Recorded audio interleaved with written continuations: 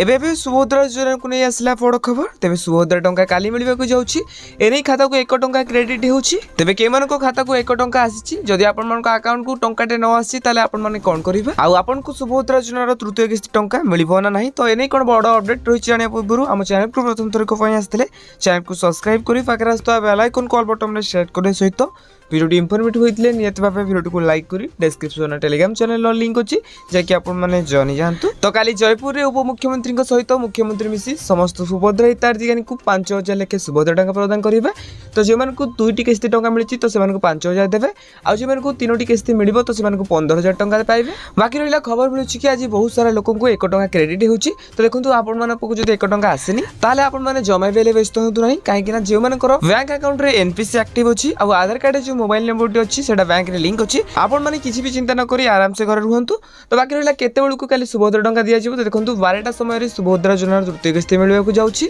जदि आपण मानको अकाउंट को काली सुभद्रा योजना तृतीय किस्ती क्रेडिट न होची ताले आपण माने जमा बेले व्यस्त होबनी तो राती 12टा पर्यंत आपण माने अपेक्षा करिवे देखबे आपण मानको सुभद्रा योजना तृतीय किस्ती टंका आपण माने आराम से पाई जिबे तबे आकु रिलेटेड वीडियो देखा पय हम चैनल को सब्सक्राइब करंतु।